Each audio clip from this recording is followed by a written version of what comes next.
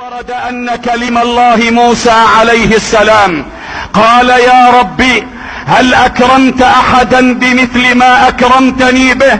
لقد أسمعتني كلامك. فقال الله عز وجل: يا موسى، إن لي عبادا أخرجهم في آخر الزمان، أكرمهم بشهر رمضان وأنا أقرب إليهم منك، فإني كلمتك وبيني وبينك 70,000 حجاب.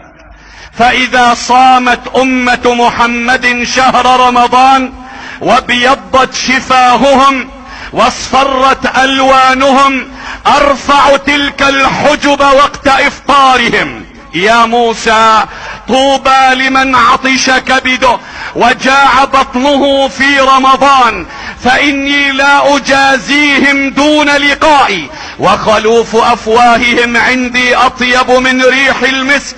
ومن صام يوما من رمضان استوجب عندي ما لا عين رأت ولا أذن سمعت ولا خطر على قلب بشر. قال موسى: يا ربي، أكرمني بشهر رمضان مثل ما أكرمت أمة محمد صلوات الله عليه.